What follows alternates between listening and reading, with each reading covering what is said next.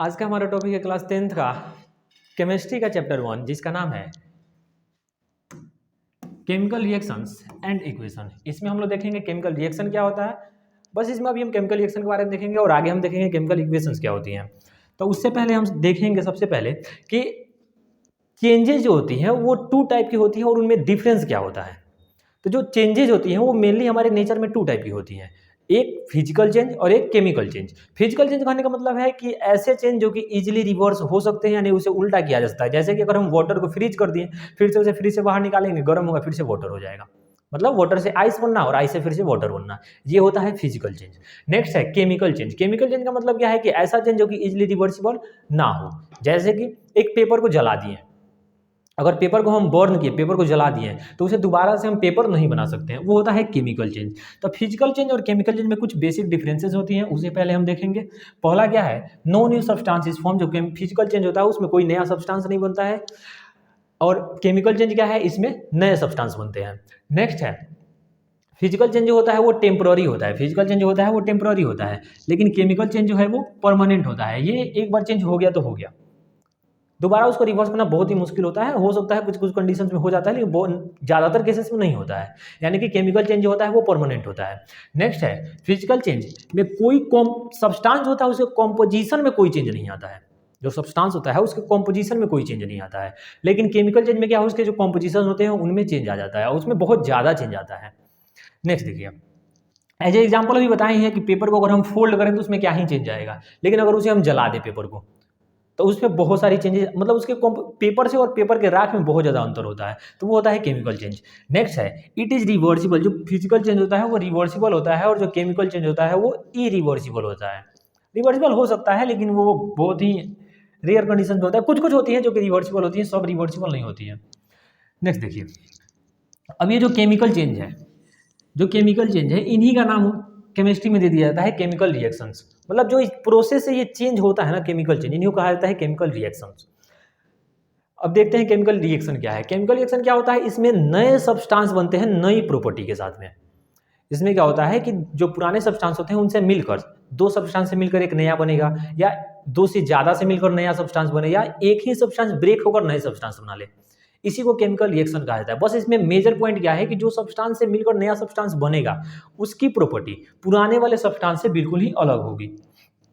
ऐसे एग्जांपल में एक ये एग्जांपल है हाइड्रोजन और ऑक्सीजन। यानी कि हाइड्रोजन जब ऑक्सीजन से रिएक्शन करता है तो वाटर बनाता है। तो हाइड्रोजन जो है वो एक बर्निंग नेचर का, मतलब वो एक ऐसा गैस है जो कि जिसे फ्यूल के जैसे यूज किया जाता है, मतलब वो इजीली बर्न हो जाता है। उसके बाद ऑक्सीजन है, ऑक्सीजन जो क्या है कि एक बर्निंग में न्यूट्रिशन का काम करता है, और दोनों से मिलकर बनने वाला वाटर जो है वो बर्निंग को खत्म कर देता है, मतलब आग को बुझा देता है। तो यहाँ देख सकते हैं कि दोनों की प्रॉपर्टी से वाटर की प्रॉपर्टी कितनी अलग है, यानी हाइड्रोजन और ऑक्सीजन से। एक और एग्जाम्पल ले लें अगर, तो हम सोडियम और क्लोरीन गैस का बात करें, तो ये सोडियम जो होता है वाटर के साथ में बहुत ही वाइगरस रिएक्शन करता है। और नेक्स्ट जो है क्लोरीन, जिसे वाटर प्यूरिफिकेशन के लिए यूज किया जाता है, मतलब ये एक टॉक्सिक गैस होती है, और इन दोनों से मिलकर बनने वाला होता है सोडियम क्लोराइड। सोडियम क्लोराइड जो कि कॉमन साल्ट कहा जाता है, और इसे हम खाने में यूज करते हैं। तो यहाँ देख सकते हैं इन दोनों की प्रॉपर्टी से इसका प्रॉपर्टी कितना ज्यादा अलग हुआ। अब आता है इसमें बात कि दोनों सब्सटेंसेस में पार्टिसिपेट किए हैं, इनको कहा जाएगा रिएक्टेंट्स। ये रिएक्टेंट्स होंगे, मतलब जिनसे मिलकर ये सोडियम क्लोराइड बना है, यानी कि रिएक्शन में जो सब्सटेंस पार्टिसिपेट किया, यही सब्सटेंस पहले पार्टिसिपेट किया है रिएक्शन में, ये तो बना है रिएक्शन के बाद से। तो जो पार्टिसिपेट करेगा उसे कहेंगे रिएक्टेंट्स, और रिएक्शन के बाद से जो सब्सटेंस बनेगा उसे कहेंगे प्रोडक्ट। तो रिएक्टेंट क्या होता है, जो सब्सटेंस रिएक्शन में पार्टिसिपेट करती हैं, और प्रोडक्ट क्या होता है, जो सब्सटेंस रिएक्शन के बाद बनता है, इसे कहा जाता है केमिकल रिएक्शन। तो एक बार बता दें फिर से, केमिकल रिएक्शन क्या होता है, एक ऐसा प्रोसेस है जिसमें दो सब्सटेंसेस से मिलकर एक नया सब्सटेंस बनता है जिसकी प्रॉपर्टी नई होती है। मतलब इसमें नए सब्सटेंस बनते हैं और उनकी प्रॉपर्टी बिल्कुल ही पहले से नई होती है। नेक्स्ट है बर्निंग ऑफ मैग्नीशियम। मैग्नीशियम जो होता है जनरली हमारे लैब में ये ऐसे रिबन के फॉर्म में मिलता है, रिबन के फॉर्म में। तो ये मैग्नीशियम रिबन जो होता है, इसे जलाने, ये ऑक्सीजन के साथ जब बर्न होता है, ऑक्सीजन के साथ जब जलता है, ऑक्सीजन के प्रेजेंस में जब ये जलता है तो ये मैग्नीशियम ऑक्साइड बनाता है। यानी मैग्नीशियम जब रिएक्शन करता है तो ये मैग्नीशियम ऑक्साइड बनाता है। जब मैग्नीशियम ऑक्सीजन के प्रेजेंस में जलेगा तो ये मैग्नीशियम ऑक्साइड बनाता है। और ये एक एग्जांपल है केमिकल रिएक्शन का। यहाँ देख रहे हैं मैग्नीशियम और ऑक्सीजन मिलकर यहाँ पे मैग्नीशियम ऑक्साइड बना रहा है, जो कि एक केमिकल रिएक्शन है। यहाँ पे भी प्रॉपर्टी जो है मैग्नीशियम से मैग्नीशियम ऑक्साइड की बहुत ज़्यादा डिफरेंट हो जाती है। ठीक है, यहाँ नोटिस करने वाला बात यह है कि जब भी मैग्नीशियम रिबन को जलाया जाता है तो उससे पहले उसे सैंड पेपर से साफ करना होता है। अब रीजन क्या है कि जो मैग्नीशियम है वो बहुत ही रिएक्टिव मेटल होता है, और ये रिएक्टिव मेटल जो है ऑक्सीजन से रिएक्ट कर और मैग्नीशियम ऑक्साइड की एक लेयर बना लेता है अपने ऊपर। मैग्नीशियम ऑक्साइड की एक लेयर बना लेता है, और वो लेयर जो है उसी को सैंड पेपर का यूज करके हटाया जाता है उसको। तो इसीलिए जो मैग्नीशियम रिबन है उसे जलाने से पहले सैंड पेपर से साफ किया जाता है, ताकि उसके ऊपर बनने वाली मैग्नीशियम ऑक्साइड की जो लेयर है उसे हटाया जा सके। नेक्स्ट देखिए, chemical reactions in our daily life. हमारे डेली लाइफ में होने वाली केमिकल रिएक्शंस कौन कौन सी है? मतलब ऐसे बहुत सारी रिएक्शंस है जो हमारी डेली लाइफ में होती है। ये कुछ उसके एग्जांपल्स हैं, जैसे कि फर्मेंटेशन ऑफ ग्रेप्स, नेक्स्ट है souring of milk, process of respiration, burning of candle wax, cooking of food. ये सभी केमिकल रिएक्शन के एग्जाम्पल है जो हमारे डेली लाइफ में होते हैं। Digestion of food, roasting of iron, formation of curd from milk, ripening of fruits, ये सभी केमिकल रिएक्शन। मतलब ये सब रिवर्सिबल नहीं है, और इन सभी प्रोसेस में कुछ ना कुछ नया बनता है। जैसे अगर ये formation of curd from milk, इसे हम चाहे कितना भी प्रोसेस कुछ भी कर ले, इसे दोबारा से हम मिल्क नहीं बना सकते अगर एक बार कर्ड बन गया तो। ऐसे ही ये सभी एग्जांपल्स हैं जो हमारी डेली लाइफ में केमिकल रिएक्शंस के।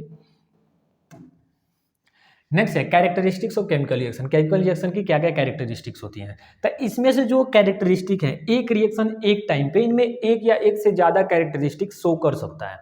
मतलब ये सारी चीज़ें कुछ ना कुछ इसमें से होगा। अगर कहीं पे भी केमिकल रिएक्शन हो रहा है तो इनमें से कोई ना कोई होगा।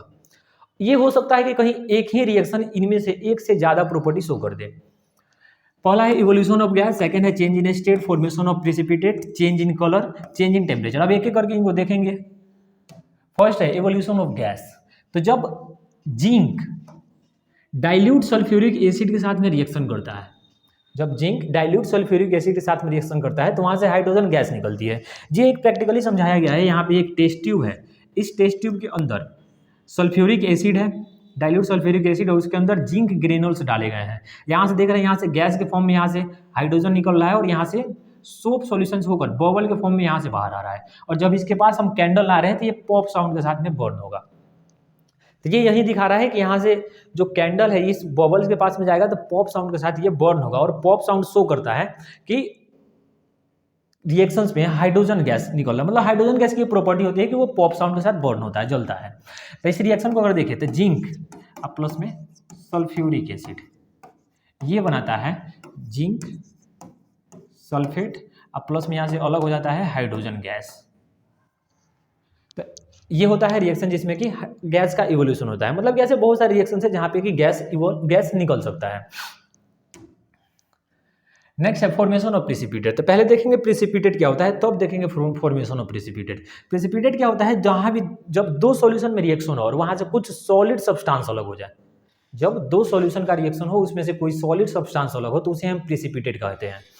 देखिए क्या लिखा है, a precipitate is a solid product which separates out from the solution during a chemical reaction. Solution में केमिकल रिएक्शन के टाइम पे जो सॉलिड सब्सटेंस अलग होता है उसी को प्रेसिपिटेट कहा जाता है। नेक्स्ट देखिए, अब इसका एग्जांपल है जो केमिकल रिएक्शन होता है पोटेशियम आयोडाइड और लेड नाइट्रेट में। जब पोटेशियम आयोडाइड और लेड नाइट्रेट में रिएक्शन होता है तो वहां से एक येलो कलर का प्रेसिपिटेट निकलता है, येलो कलर का प्रेसिपिटेट जो लेड आयोडाइड का होता है। ये फिगर में देख सकते हैं, यहाँ पे दो सॉल्यूशन, यहाँ पे येलो कलर का लेड आयोडाइड का प्रेसिपिटेट अलग हुआ है। तो ये होता है फॉर्मेशन ऑफ प्रेसिपिटेट। नेक्स्ट है चेंज इन कलर। मतलब कहने का है कि कहीं भी अगर केमिकल रिएक्शन हो रहा है तो हो सकता है कि वहाँ पे कलर में चेंज आ जाए। उसका एग्जांपल ये है साइट्रिक एसिड और पर्पल कलर पोटेशियम परमैंगनेट। ये पोटेशियम परमैंगनेट है जो कि नेचुरली पर्पल कलर का होता है। इसका जब रिएक्शन साइट्रिक एसिड से कराया जाता है तो वहाँ पे इसका कलर जो है डिसअपीयर होकर ये ट्रांसपेरेंट दिखने लगता है। तो ये एग्जाम्पल है चेंज इन कलर का। नेक्स्ट है चेंज इन टेम्परेचर। तो कुछ केमिकल रिएक्शन ऐसे होते हैं जिनमें टेम्परेचर में चेंज देखने को मिलता है, और ये चेंज जो है टू टाइप का हो सकता है। एक बार ये कि टेम्परेचर उसका बढ़ सकता है, एक ये कि टेम्परेचर उसका कम हो सकता है। तो जब टेम्परेचर बढ़ेगा तो उसे हम कहेंगे एक्सोथर्मिक रिएक्शन, और जब टेम्परेचर उसका कम होगा तो उसे हम कहेंगे एंडोथर्मिक रिएक्शन। अब टेम्परेचर बढ़ने का मतलब क्या है कि जहाँ पे रिएक्शन हो रहा होगा वो वहाँ से हमें हीट फील होगा, और ये टेम्परेचर कम होने का मतलब क्या है कि वहाँ पे थोड़ा कोल्डनेस फील होगी, वो सराउंडिंग से अपना हीट को एब्जॉर्ब कर लेगा। तो ये टू टाइप की चेंजेज आती हैं टेम्परेचर में, यानी कि ये टेम्परेचर के बेस पे कहें तो टू टाइप का केमिकल रिएक्शन होता है, एक एक्सोथर्मिक रिएक्शन, एक एंडोथर्मिक रिएक्शन। एक्सोथर्मिक रिएक्शन कहने का मतलब क्या है कि जिसमें टेम्परेचर निकलेगा, और एंडोथर्मिक जिसमें टेम्परेचर देना पड़ेगा। तो एक्सोथर्मिक का एग्जांपल है कैल्शियम ऑक्साइड का रिएक्शन वाटर के साथ में। ये चूना के साथ में इसका रिएक्शन देखे होंगे आप लोग कि ये जब चूना होता है ये रिएक्ट करता है वाटर के साथ में, तो ये कैल्शियम हाइड्रोक्साइड बनाता है और साथ में बहुत ज़्यादा हीट रिलीज करता है। तो ये एग्जांपल है एक्सोथर्मिक रिएक्शन का, क्योंकि इसमें जब ये रिएक्शन होता है तो यहाँ से हीट इवॉल्व होता है। नेक्स्ट है नाइट्रोजन प्लस में ऑक्सीजन के साथ में रिएक्शन, नाइट्रोजन का ऑक्सीजन के साथ में रिएक्शन, तो ये नाइट्रोजन ऑक्साइड बनाता है और इसमें हीट देनी पड़ती है, ये हीट एब्जॉर्ब करता है, अगर हम दें या फिर ये अपने सराउंडिंग से एब्जॉर्ब कर लेगा। तो ये टू टाइप की रिएक्शन है, एक्सोथर्मिक एंडोथर्मिक। एक्सोथर्मिक जिसमें से हीट निकलेगा, एंडोथर्मिक जिसमें हीट देना पड़ेगा। इसमें से हीट निकलेगा एक्सोथर्मिक, और जिसमें देना पड़ेगा वो एंडोथर्मिक। नेक्स्ट है चेंज इन स्टेट। जब केमिकल रिएक्शन होता है तो वहाँ पे स्टेट में चेंज आ सकता है। उससे पहले एक एग्जांपल, इससे पहले हम ये एग्जांपल देख लेते हैं जो सबसे शुरू में लिए थे, हाइड्रोजन प्लस में ऑक्सीजन। जब ये रिएक्शन होता है तो इनिशियली हाइड्रोजन और ऑक्सीजन दोनों गैसियस स्टेट में होता है, और यहाँ से बनने वाला प्रोडक्ट जो है वाटर, ये लिक्विड स्टेट में देखने को मिल जाता है। तो जब केमिकल रिएक्शन होती है तो हो सकता है कि रिएक्टेंट जो है उनका स्टेट कुछ और हो, यानी कि गैस हो, और उसका जो प्रोडक्ट बने वो लिक्विड हो जाए। हो सकता है ये लिक्विड हो, प्रोडक्ट जो बने वो गैस बन जाए। तो ये केमिकल रिएक्शन में क्या है, स्टेट में चेंज आ जाता है। जैसे एग्जांपल में बर्निंग ऑफ कैंडल अगर हम देखें तो यहाँ जो ये वैक्स है, वैक्स में जो प्रेजेंट कार्बन होता है वो ऑक्सीजन साथ में रिएक्शन करके और गैस के फॉर्म में यहाँ से रिलीज हो जाता है। तो ये एक एग्जांपल हमारा चेंज इन स्टेट का। अब है केमिकल इक्वेशन। केमिकल इक्वेशन क्या होता है, तो एक चीज ध्यान देना, यहाँ पे केमिकल इक्वेशन क्या होता है ना, एक हम यहाँ पे एक सेंटेंस लिखे हुए हैं, यहाँ पे एक सेंटेंस लिखे हैं, hydrogen reacts with oxygen to form water. Hydrogen जो है ऑक्सीजन साथ में रिएक्ट करता है और वाटर बनाता है, ठीक है। वही बात हम यहाँ पे लिखे हैं, हाइड्रोजन प्लस में वो ऑक्सीजन और ये बनाता है वाटर, ठीक है। दोनों बात एक ही चीज लिखा हुआ है। फिर यहाँ भी हम उसी चीज को लिखे हैं, हाइड्रोजन प्लस में ऑक्सीजन और वाटर। इन तीनों में डिफरेंस क्या है, यहाँ पे हम टोटल सेंटेंस लिखे हैं, यहाँ पे सबका नेम लिखे हैं, और इसमें हम केवल सिंबल यूज किए हैं।